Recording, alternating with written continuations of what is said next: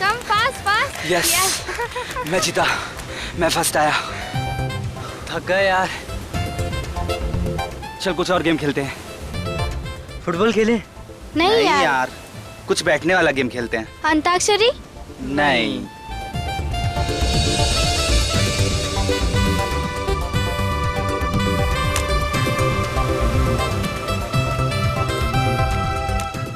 क्या है ये? क्या है? ट्रूथ एंड डेयर खेलेंगे। अच्छा अच्छा। अच्छा आइडिया है। हाँ, हाँ। Let's play. Ready guys? Ready. Manik गया। बोल मानिक, ट्रूथ या डेयर?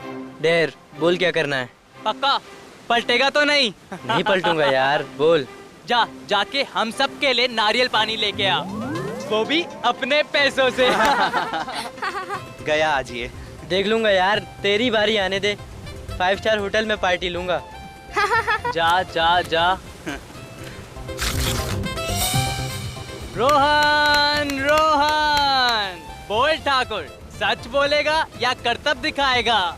सच बोलूं और तेरे सामने?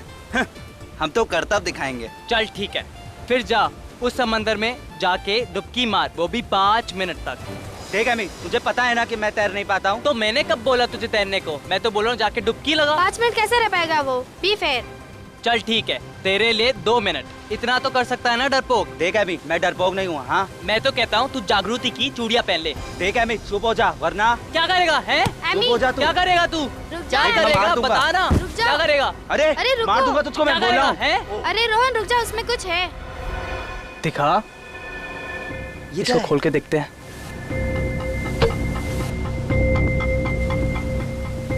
अरे रुक, ये क्लिप है ना, इससे निकाल।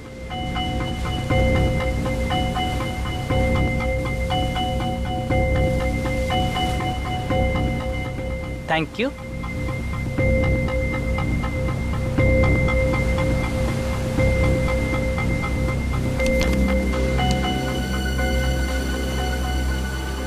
क्या लिखा है इसमें?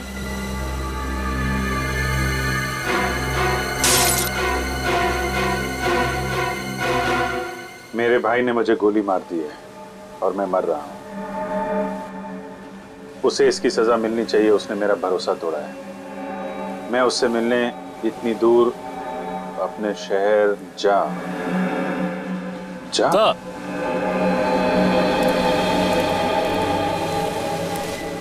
इस बॉटल में थी ये चिट्ठी? जी सर। और तुमने इसे तोड़ दिया? सर वो चिट्ठी पढ़ते वक्त हाथ से छूट गई, सॉरी सर। खून तो हुआ है, कब हुआ है, कहाँ हुआ है, ये पता नहीं चल रहा है। और सर किसका? सिर्फ एक चिट्ठी और इस टूटी हुई बोतल से कैसे पता लगाएंगे? और सर सिर्फ इतना ही लिखा है कि उसके भाई ने उसे मारा है। उसका भाई कहाँ है, कौन है उसका भाई, कुछ भी नहीं लिखा है। और लिखते लिखते वो अटक गया, यानी कि उसकी सांस अटक गई होगी। नहीं पूर्वी, सांस नहीं अटकी होगी। नहीं तो वो चिट्ठी को बोतल में डाल के समुद्र में कैसे फेंक पाता? जरूर कुछ और हुआ होगा, कुछ अचानक। शायद वो खूनी वापस आ गया हो और हड़बड़ी में आके उसने सेंटेंस को आधा छोड़ दिया, चिट्ठी को बोतल में डाला और समुद्र में फेंक दिया। मगर एक बात पक्की है, ये बॉटल, उस आदमी ने ये बोतल समंदर के बीच में ही फेंकी होगी, शायद किसी टापू से या शिप से। ये आदमी आया कहाँ से था? इस पर लिखा है ना, मैं उससे मिलने इतनी दूर अपने शहर जा से आया। जा से क्या हो सकता है? JA Jamshedpur, sir Jabalpur, Jammu, Jaipur. जा से जापान। बेटी, इस केस की तह तक जाना ही पड़ेगा। हाँ सर, लेकिन कैसे? न खूनी का पता है, न मरने वाले की पहचान। हमारे पास तो कोई लाश भी नहीं है, बल्कि हमें तो ये भी नहीं पता है कि ये बोतल कितने साल पहले फेंकी गई थी। मानता हूँ रजत, मामला मुश्किल है, मगर जरा सोचो, जिस आदमी ने मरते मरते न्याय के लिए इतनी कोशिश की है, देर से सही लेकिन उसे न्याय तो मिलना ही चाहिए।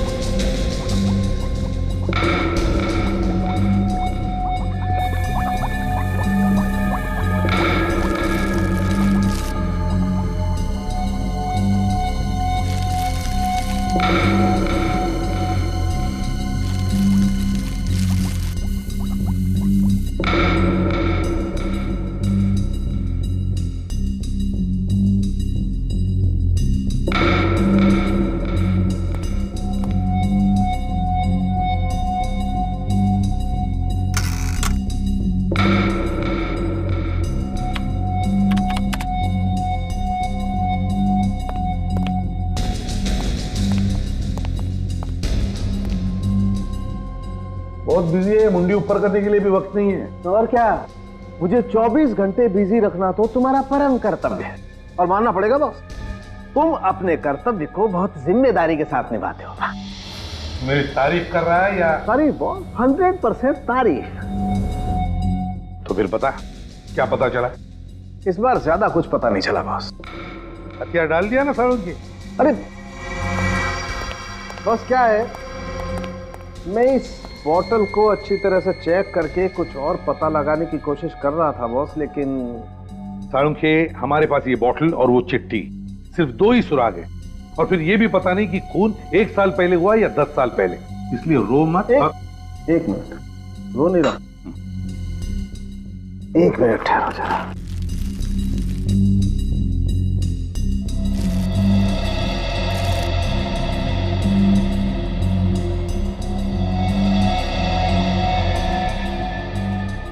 ये देखो सर, ये तो सफेद नमक की तरह लग रहा है सर। पता चल सकता है कि इसमें क्या था? ये बोतल एक शराब की बोतल थी, और उस चिट्ठी को इस बोतल में डालने से पहले इस बोतल को खाली किया गया था। शराब की बोतल? हाँ राजू, अल्कोहल टेस्ट एकदम पॉजिटिव है। अच्छा साळुंखे, तू बता सकता है इस बोतल में कितनी पुरानी शराब थी? इससे अंदाजा लगा सकते हैं कि ये चक्कर कितना पुराना है। नहीं बस, ये मुमकिन नहीं है। फिर रोने लगा तू? अरे रोने की बात नहीं है। तो फिर? दरअसल इस बोतल में जितनी भी शराब थी वो सब उड़ चुकी, और समंदर के खारे पानी में बहते बहते इसके सारे के सारे केमिकल कॉम्बिनेशन बदल चुके हैं। मतलब इस बोतल के बारे में अगर हमें और जानना है, जैसे कि ये कहाँ बनाई गई, इसका डिजाइन क्या था, तो हमें इसके सारे टूटे हुए टुकड़ों को जोड़ना पड़ेगा। हाँ, कोशिश करके देख सकते हैं, लेकिन अच्छा साळुंखे, इस बोतल के अंदर जो वो चिट्ठी मिली है जिस पर खून लगा हुआ, उस खून का डीएनए टेस्ट तो किया है ना तुमने? हाँ सर। तो फिर क्या पता चला? ये खून किसी आदमी का है जिसकी उम्र 30 से 40 साल के बीच की होगी, लेकिन साहब इसके अलावा हमें और कोई खास बात नहीं पता चली जिससे इस आदमी की पहचान हो सके। अच्छा, और कुछ नहीं? नहीं, क्योंकि खून पूरी तरह से सूख चुका है, इसलिए ये पता लगाना बहुत मुश्किल है कि कितने साल पहले इस कागज पर लगा होगा। लेकिन ये कागज, इस कागज से तो कुछ पता चला होगा। हाँ, ये कोई साधारण कागज नहीं है। मैंने इस कागज के छोटे से टुकड़े पर एक खास केमिकल टेस्ट किया है। ये देखिए सर, ये हरे रंग के दाग दिख रहे हैं आपको? हाँ। ये क्लोरोफिल के दाग है जो हरे पत्तों पे पाए जाते हैं, प्लांट सेल्यूलोज। सर, ये कागज कोई मशीन में बना हुआ कागज नहीं है, इनफैक्ट हैंडमेड पेपर है जो सूखे फूल और पत्तों से बनाए गए। और एक बात सर, इस पेपर पर यहाँ पर मुझे कुछ एम्बॉस किया हुआ दिखा है।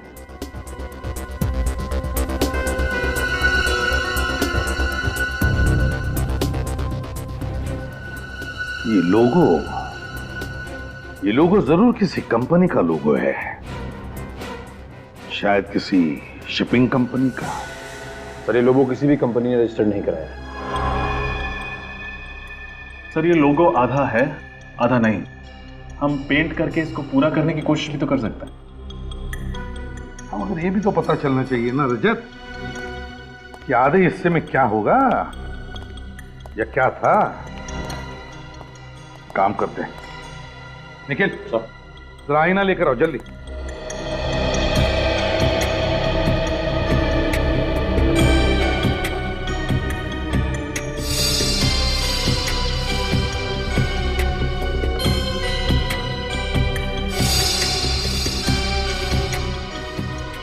ये देखो सर, रिफ्लेक्शन में तो साफ दिख रहा है बी अक्षर, कैपिटल बी।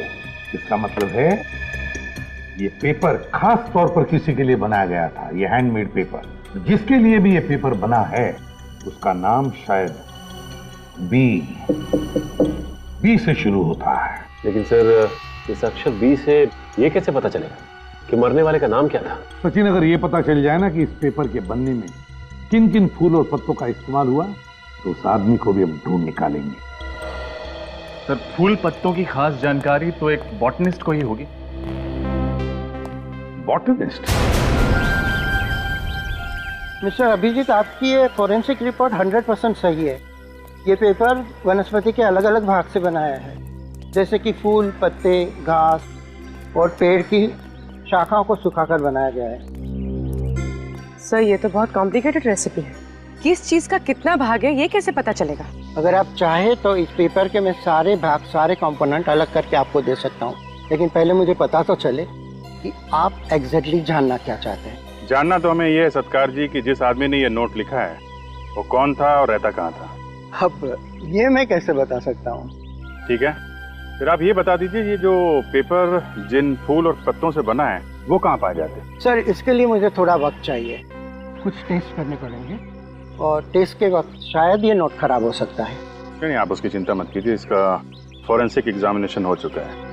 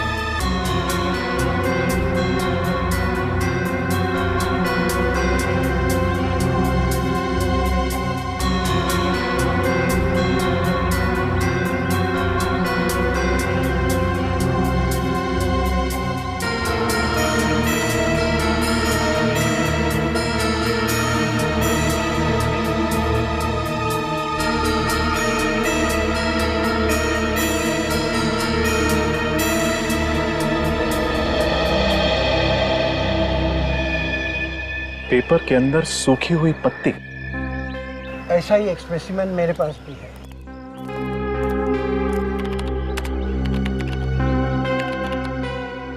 ये देखिए।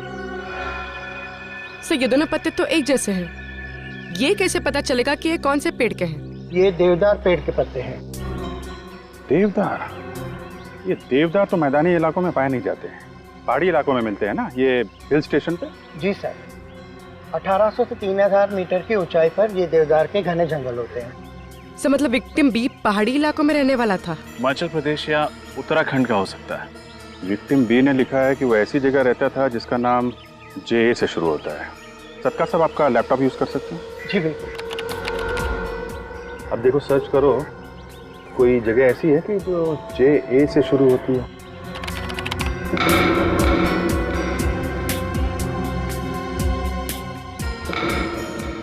सर उत्तराखंड में तो ऐसी कोई जगह नहीं है। हिमाचल प्रदेश देखो।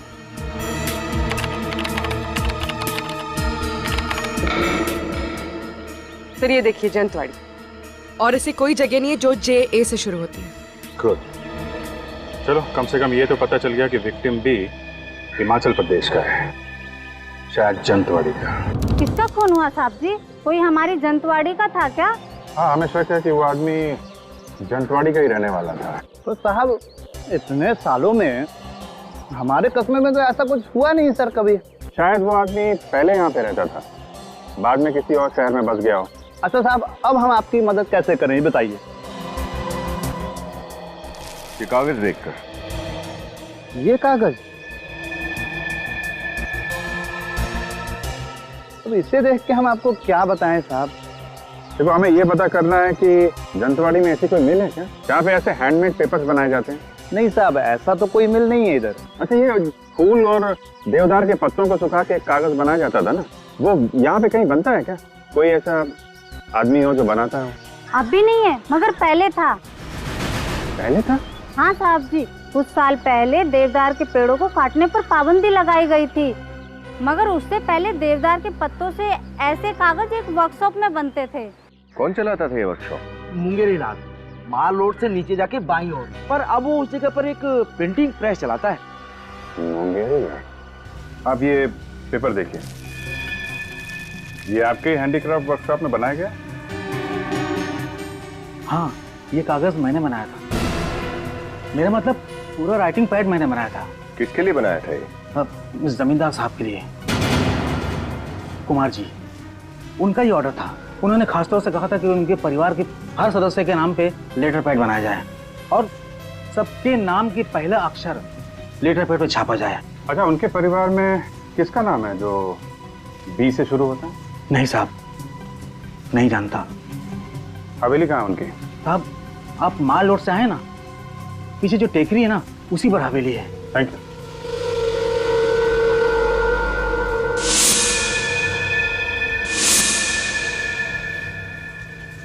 हेलो, सीआईडी के लोग आए थे यहाँ पे।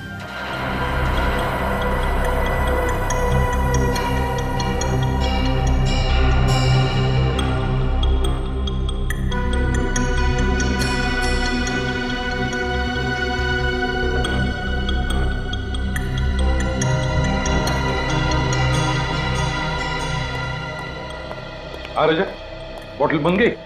यस सर, हो गया। Wonderful, very good.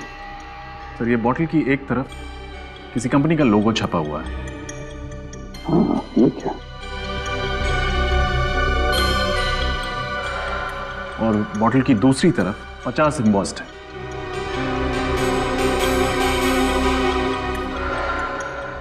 हाँ, 50 साल गोल्डन जुबली सेलिब्रेशन। हो सकता है स्पेशल एडिशन के लिए कोई खास बॉटल बनाई हो। हाँ, हो सकता है। एक काम करो, इंटरनेट से पता लगाओ ये लोगो किस शराब बनाने वाली कंपनी का है।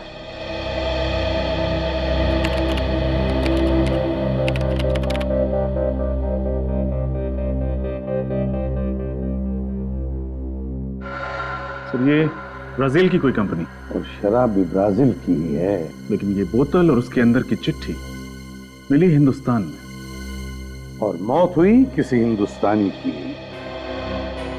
पता लगाना पड़ेगा ये कौन सी हिंदुस्तानी कंपनी है जो ब्राजील की इस कंपनी से शराब आयात करती है, इंपोर्ट करती है।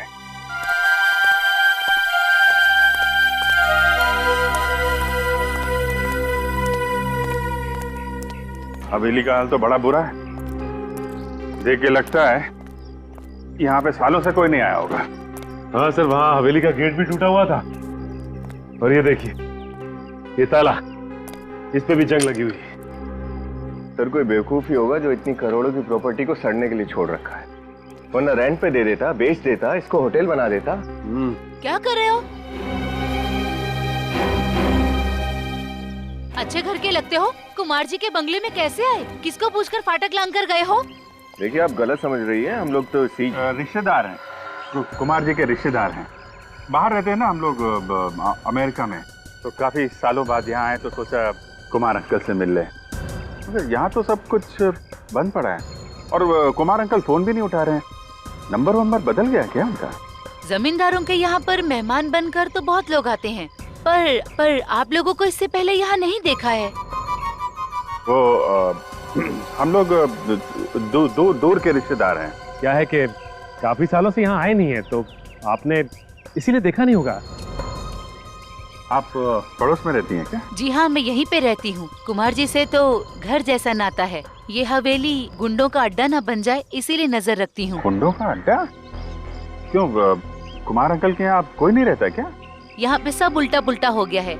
अब कुमार जी का परिवार यहाँ पे नहीं रहता है, मुंबई में रहता है। कब से? 2005 से। क्यों है ऐसा क्या हो गया? कुमार अंकल हवेली छोड़ के मुंबई चले गए? उनका वो बड़ा बेटा है ना विक्रम। विक्रम ने क्या किया? वो घर संपत्ति के झगड़े में किसी रिश्तेदार को उसने चाकू मार दिया था। ये विक्रम भी ना, बेचारे कुमार अंकल कितना परेशान हुए होंगे। तो केस वेस बन गया होगा, पुलिस केस? नहीं, ऐसा कुछ नहीं हुआ। कुमार जी ने बात को दबा दिया और रातों रात घर छोड़ के चले गए। तब से इस हवेली में कोई आता नहीं है। उनका एक बेटा था ना, वो बा नाम। कौन? बलबीर? बलबीर।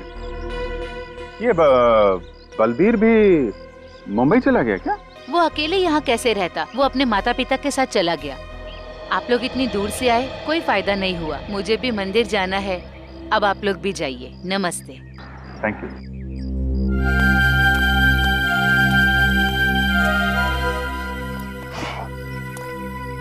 चलो, कम से कम ये तो पता चल गया कि मरते वक्त जिस आदमी ने चिट्ठी लिखी थी उसका नाम बलबीर था। सर नाम तो पता चल गया, लेकिन ये कैसे पता चलेगा कि उसे गोली किसने मारी? हो सकता है उसका राज इस वीरान हवेली में ही छुपा हो।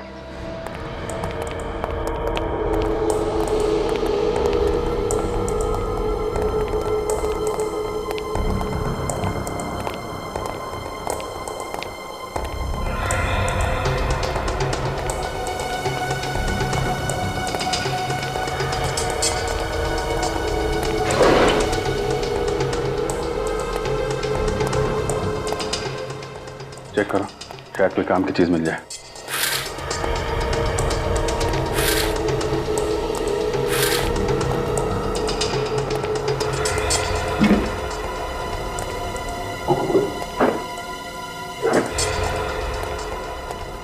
कुछ नहीं मिला सर।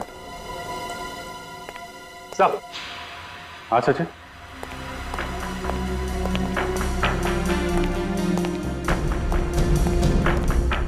ये देखिए, बॉम्बे के कुछ नंबर, रियल स्टेट एजेंट्स। रातों रात हवेली छोड़ के भागे हैं तो मुंबई में घर तो चाहिए होगा ना? हाँ सर, ये लोग काफी अमीर लोग हैं। मतलब किराए के घर में तो नहीं रह रहे होंगे, कहीं ना कहीं फ्लैट खरीदा होगा या बंगलो खरीदा होगा।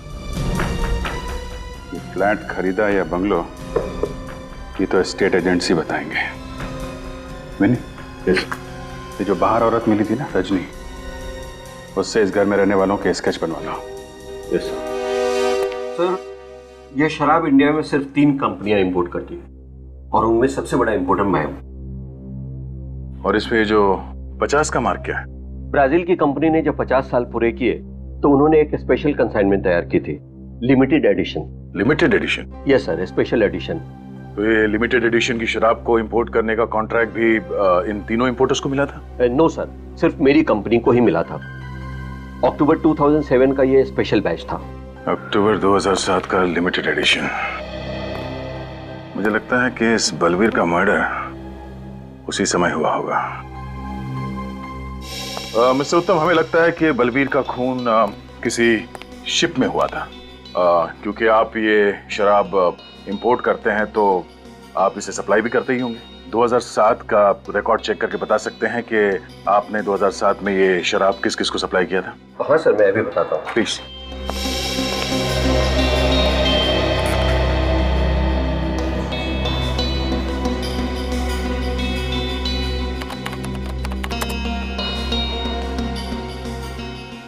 मिल गया सर। अक्टूबर 2007 में ये शराब 2 क्रूज शिप पर सप्लाई की गई थी, एक जेडियो और दूसरा डीएल क्रूज लाइन। जेडियो पर यह कंसाइनमेंट समय पर नहीं पहुंचे सर, इसलिए कंसाइनमेंट लिए बगैर ही उससे रवाना हो गई। दूसरी शिप अक्टूबर 2007 में यह शराब डीएल क्रूज लाइन पर 60 बॉटल का कंसाइनमेंट गया था। Thank you Uttam ji, thanks a lot. My pleasure. अरे नयन सुख, अरे जल्दी कर, तू मेरा असिस्टेंट होके भी आज तक तूने मुझे कोई सुख नहीं दिया रे। ऐसा क्यों बोल रहे हैं सर? अब तक तो सीआईडी भी नहीं आई, मेरे तो हाथ पांव ढीले पड़ रहे हैं सर। कहीं आपके साथ साथ मुझे भी ना अंदर कर दे। वो बंद रख कर, ढूंढ जल्दी। प्रताप जी सर। सीआईडी सर, मैंने तो सिर्फ उनको मकान दिलाया था, बाकी मैं कुछ नहीं जानता सर। नहीं, घबराने की कोई बात नहीं है। अगर आप कुमार परिवार के बारे में कुछ भी खास जानते हैं तो बताइए। हाँ सर, है ना खास बात। इस पार्टी के अलावा आज तक किसी ने भी फुल पेमेंट देके प्रॉपर्टी नहीं खरीदी। पूरा पेमेंट कैश में? हाँ मैडम, बहुत अमीर आदमी थे पर पैसों के लिए झगड़ते थे। कोई भी साथ रहना नहीं चाहता था। मुझसे कहा कि 3 मकान ले लें, वो भी कैश पेमेंट, ब्लैक मनी। सोचिए उनके पास व्हाइट मनी कितनी होगी। 3 घरों का सौदा किया आपने, वो भी ब्लैक मनी। सॉरी सर, लेकिन मैं क्या करता, कुछ पार्टियां होती हैं ऐसी हैं सर। ये कितने साल पुरानी बात है? ये जून 2005 की मैडम। जून 2005 यानी 7 साल पुरानी? हाँ मैडम। फिर भी ऐसे स्पेशल क्लाइंट्स का चेहरा तो आपको याद होगा ही। हाँ मैडम, याद है ना सर। ये फाइल मिल गई। ये देखिए, ये देखिए, ये उनके पासपोर्ट साइज फोटो भी हैं और उनके सिग्नेचर है इस पेपर पर। इसका मतलब हम लोग सही राह पर हैं। अच्छा, आपने कहा था कि 3 घरों का सौदा हुआ था, राइट? हाँ सर। सर, एक तो उनके पिताजी ने लिया था, मिस्टर कुमार, और दूसरा उनके बड़े बेटे मिस्टर विक्रम, और तीसरा उनका मझला बेटा अभिमन्यु ने लिया था। और उनका सबसे छोटा बेटा बलबीर, उसने कोई घर नहीं खरीदा? हाँ सर, उसके पास पैसे नहीं थे, इसलिए वो घर नहीं लिया। वो अपने पिताजी के साथ ही रहता। Thank you. सब बलबीर के पास उतने पैसे नहीं थे कि वो घर खरीद सके या कोई घर किराए पे ले। फिर उसे मारकर उसके बड़े भाइयों को क्या फायदा होता? इसका जवाब तो वो दो भाई लोग ही दे सकते हैं पूर्वी। पर सर उससे पूछेंगे कैसे? 7 साल हो चुके इस बात को, पता नहीं वह वक्त कहाँ होंगे। उन्होंने मुंबई महानगरी में घर खरीदे थे, और एक बार जो मुंबई में बस गया वो जल्दी कहीं और नहीं बस सकता। इस एड्रेस पर चल के देखते हैं, शायद वो आज भी इसी शहर में हो। डीएल क्रूज लाइनर हमारी ही कंपनी की क्रूज लाइनर थी। हाँ सर, शिप पुरानी हो गई थी, इसलिए 2009 में उसे शिप ब्रेकिंग के लिए शिपयार्ड में भेज दिया गया। और आप जिस सफर के बारे में जानना चाहते हैं वो 3 अक्टूबर 2007 में हुआ था। सर मेरा यकीन मानिए उस शिप पर कोई मर्डर नहीं हुआ था। आप हमारा यकीन कीजिए कि उस शिप में एक आदमी का मर्डर हुआ था। सर मैं यहाँ 9 साल से काम कर रहा हूँ और मेरे जहाज पर कोई मर्डर हो और मुझे पता ना हो, ऐसा तो हो नहीं सकता।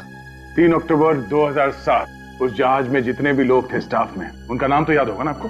बुलाइए उन्हें जल्दी। जी सर। सुरेश, तुम और राहुल मेरे कैबिन में आओ।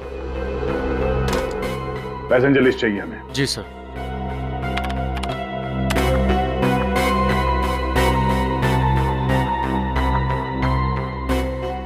बलबीर कुमार का नाम लिस्ट में है? हाँ सर, पर वो। हाँ सर। सर ये है राहुल और ये सुरेश।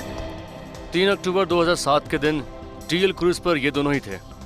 यस सर, उस जहाज के हर सफर का हिस्सा रहे हैं हम। पर प्रॉब्लम क्या है सर? प्रॉब्लम क्या है हम बताते हैं आपको। उस जहाज पे बलबीर नाम के एक पैसेंजर का खून हुआ था। खून? पर हमें तो वहां पर कोई लाश नहीं मिली सर। चलिए मान लिया कि आपको कोई लाश नहीं मिली, लेकिन एक बात तो तय है, ये आपकी शिप से एक पैसेंजर गायब हुआ था।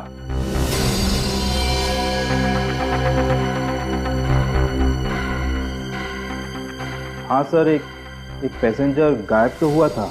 तो तुम लोगों ने उसे ढूंढने की कोशिश नहीं की? हाँ? सर पूरा शिप छान मारा पर वो पैसेंजर हमें नहीं मिला। हमें लगा कि वो शायद गलती से समुद्र में गिर गया हो, और उसके फैमिली वालों ने भी उसके बारे में कोई इंक्वायरी नहीं की। तो पैसेंजर लिस्ट चेक करो। बलबीर का भाई या उसका कोई रिश्तेदार साथ में था क्या?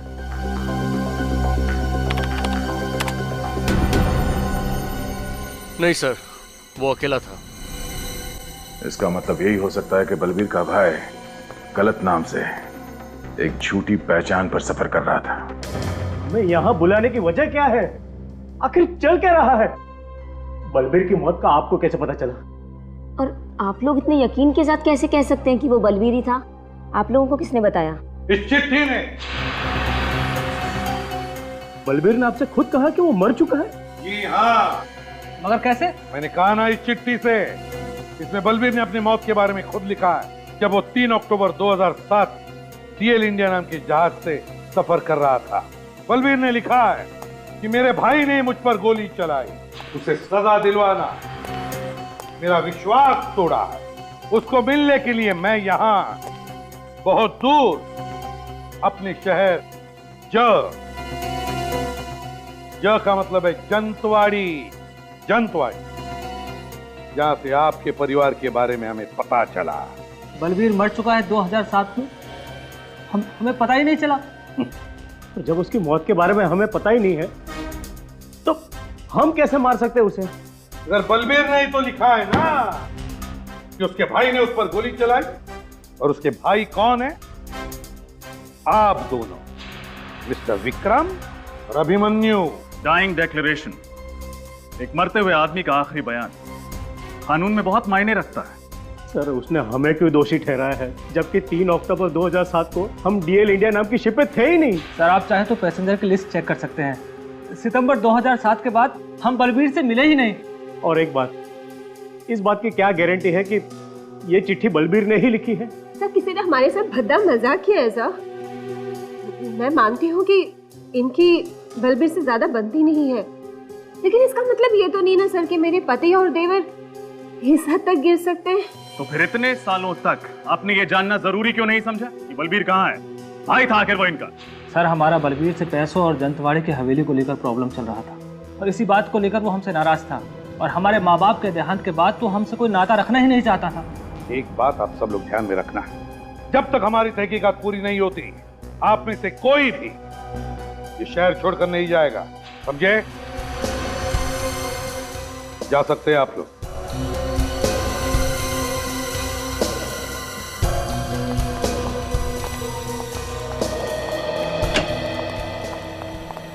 सर, डीएल इंडिया से ट्रैवल कर रहे हैं सभी लोगों की डिटेल्स मिल गई है सर।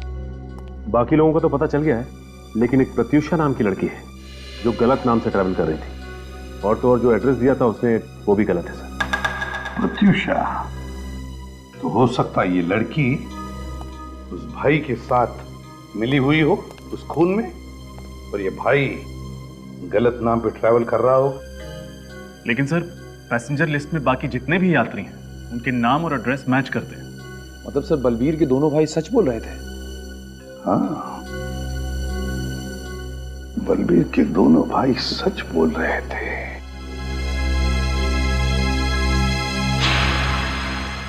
अच्छा, क्या हुआ सर? रजत, बलबीर के भाई विक्रम और अभिमन्यु ने हमसे कहा कि सितंबर 2007 के बाद उन्होंने बलबीर को देखा ही नहीं था और बलबीर की मौत हुई अक्टूबर 2007 में। तो इसका मतलब है उस एक महीने में, मतलब सितंबर और अक्टूबर के बीच बलबीर जंतवाड़ी में ही था। जंतवाड़ी में। सर लेकिन जंतवाड़ी के उस हवेली पर जो औरत थी उसका कहना था कि बलबीर वहां कभी आया ही नहीं, तो क्या वो औरत झूठ बोल रही है?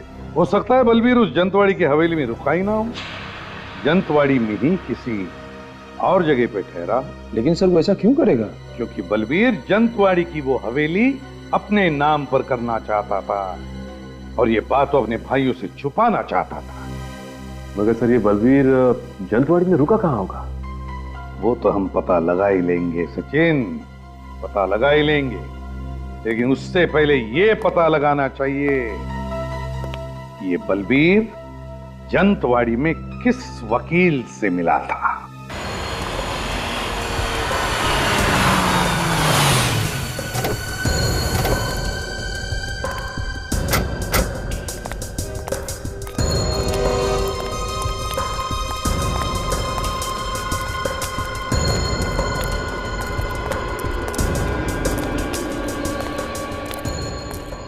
अरे अरे अरे, कहाँ जा रहे हैं साहब आप लोग?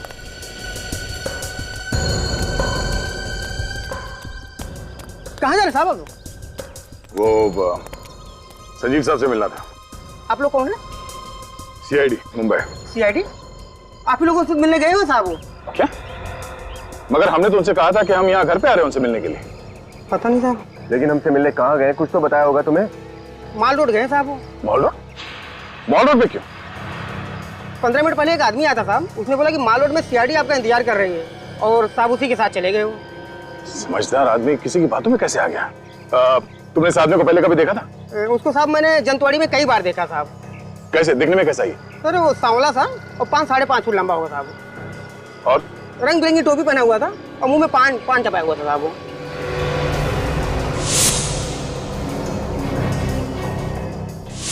सर हम इस आदमी से पहले मिल चुके हैं, कहीं ये वही तो? कैसे गए वो लोग? वो जो आदमी आया हुआ था साहब उसी की गाड़ी से गए। कौन सी गाड़ी, किस रंग की गाड़ी? सफेद रंग की वैन थी साहब। संजीव की जान को खतरा है, चलो। रंग बिरंगी टोपी पहने हुआ था, जो शिमला में पहनते ना वो सफेद वैन, देखिए? नहीं?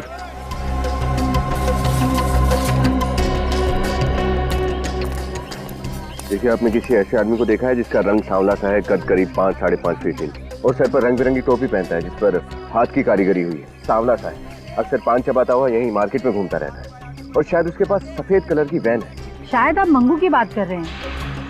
मंगू? जी हाँ, वही। एक नंबर का छटा हुआ बदमाश है वो, मॉल रोड पर अपना अड्डा जमा कर बैठा रहता है। आपने उसे देखा है क्या अभी? अभी हाँ, वो अपनी गाड़ी में इधर से ही गया है, उस तरफ। Thank you sir. जिस औरत ने उस आदमी को देखा उसका नाम मंगू है, अभी ऊपर की तरफ गया है। चलो।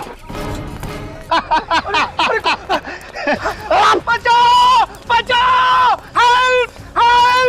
अब तू रोएगा और मैं हंसूंगा। अरे छोड़ दो मुझे। छोड़ दो मुझे। अरे मैंने तुम्हारा क्या बिगाड़ा है? छोड़ दो मुझे। किसके लिए छोड़ दूं? हैं? अरे मेरी बात सुनो, तुम्हें जरूर कोई गलतफहमी हुई है भाई, छोड़ दो मुझे। किसके लिए छोड़ दूं? छोड़ दो मुझे। किसके लिए छोड़ दूं? अरे छोड़ दो मुझे। वकील बाबू, मुझे जाने दो प्लीज, मुझे जाने दो। मैंने तुम्हारा क्या बिगाड़ा है? प्लीज मुझे जाने दो। क्या है ना वकील साहब कि अगर आप जिंदा रहे तो बलबीर के बारे में सीआईडी को सब पता चल जाएगा। अब बलबीर का राज छुपाने के लिए मोटा पैसा लिए। क्या है वकील बाबू, आपकी जबान तो बंद होती नहीं है वकील साहब, मरना तो पड़ेगा ही ना आपको। देखो मैंने तुम्हारा क्या बिगाड़ा? तू मुझे क्यों मारना चाहते हो? मैंने तुम्हारा क्या बिगाड़ा? देखो मुझे जाने दो मुझे, प्लीज मुझे जाने दो, मुझे मत मारो।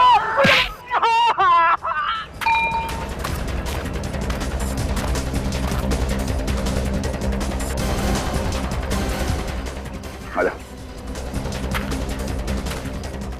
बहुत जासूसी कर ली मंगू, तेरी जगह यहाँ इस जन्नत में नहीं है, समझा? तेरी जगह कहीं और है।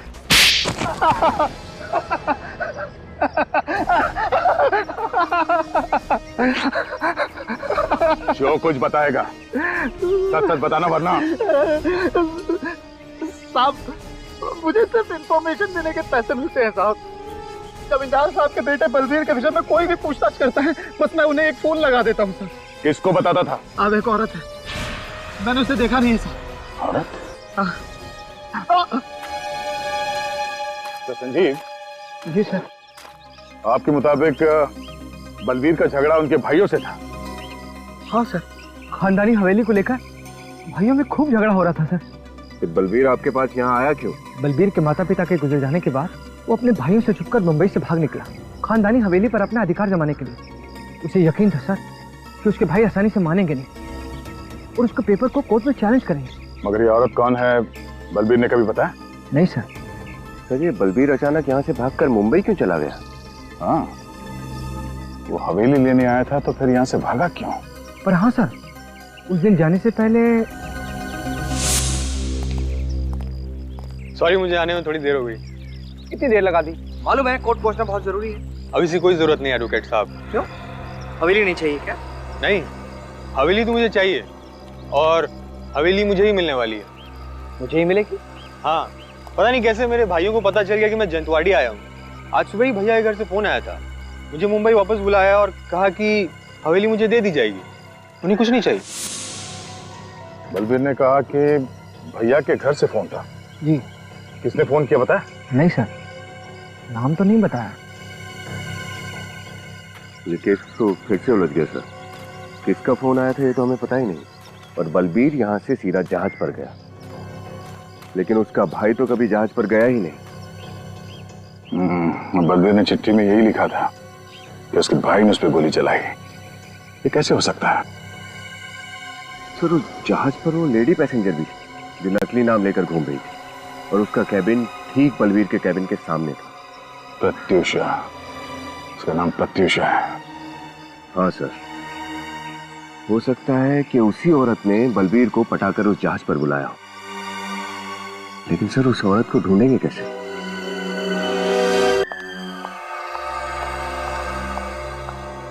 जी कहिए।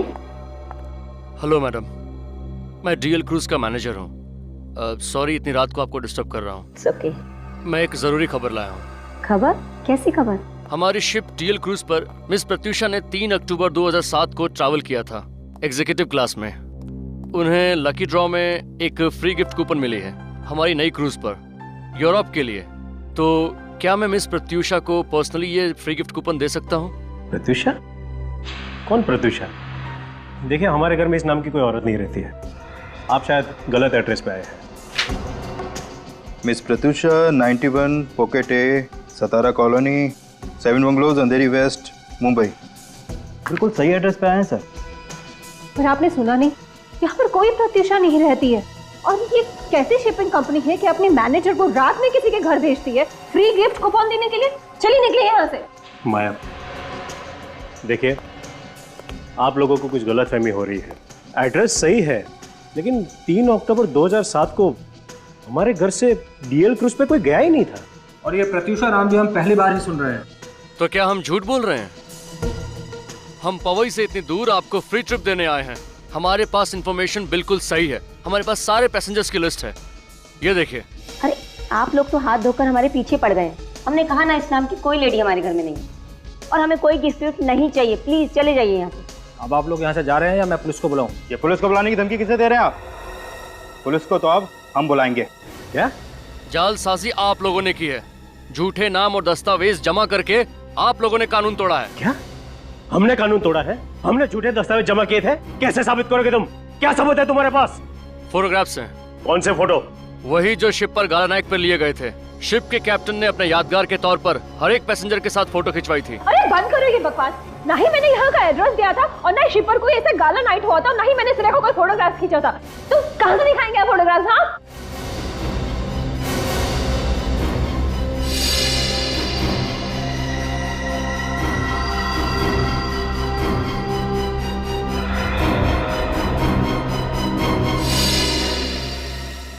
माया, क्या कहा तुमने? तुम्हें कैसे पता चला कि उस दिन क्रूज पर कोई गाला नाइट हुई नहीं थी और प्रत्युषा ने कोई फोटो नहीं खिंचवाई थी? क्योंकि ये उसी शिप में थी।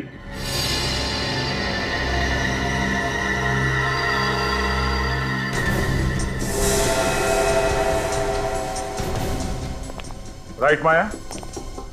या प्रत्युषा को? हाँ? क्यों मारा बलबीर को?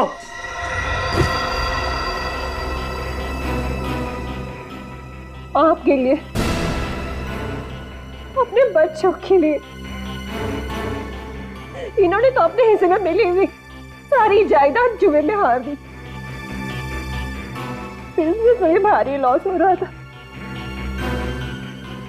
इनका बिजनेस तो किसी भी दिन बंद हो सकता था। पूछिए इनसे। हम लोग जयंती और अभिमन्यु की तरह सुखी नहीं थे। हालात बिगड़ते जा रहे थे।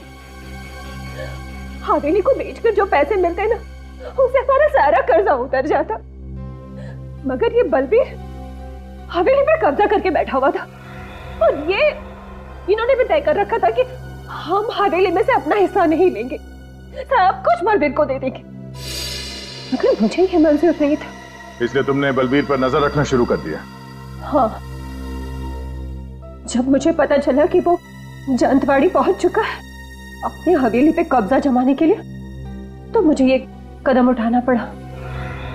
उस वक्त विक्रम भी काम के सिलसिले से सिंगापुर गए हुए थे। और फिर तुम्हें साजिश रचने का पूरा मौका मिल गया। हाँ, मैंने मौके का फायदा उठाकर उसे फोन किया और उसे कहा कि उसके भाई उसे एनओसी देने के लिए तैयार है। पर तुम दोनों शिप पर कैसे पहुंचे? मैंने उसे कहा कि जब हमारे भी सारे गिले शिकवे खत्म हो चुके हैं, तो क्यों ना पूरा परिवार एक साथ क्रूज पर सेलिब्रेट करे। और मैंने उसे वादा भी किया कि वहां पर मैं उसे एनओसी पेपर्स दे दूंगी। भाभी, आपने तो कहा था कि सारे गिले शिकवे दूर हो गए हैं। फिर मेरे आने की खबर भैया से क्यों छुपाई गई? अरे मैं उन्हें सरप्राइज देना चाहती हूँ। जल्दी करो, वो दोनों डेक पर पहुंच चुके हैं। Come on. अच्छा, और वो एनओसी पेपर्स? वो मैंने अपने साथ ले लिया है। दोनों भाइयों के सामने दूंगी। चलेगा? हाँ, अब चलो। एक मिनट, मैं भी अपने डॉक्यूमेंट्स ले लेता हूँ।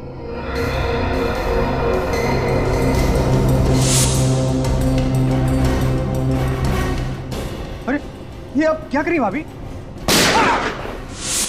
बलबीर बेवकूफ तो था नहीं। उसे पता था कि सिर्फ विक्रम के एनओसी से कुछ नहीं होगा, इसलिए मैंने अभिमन्यु भैया का भी नाम जोड़ दिया।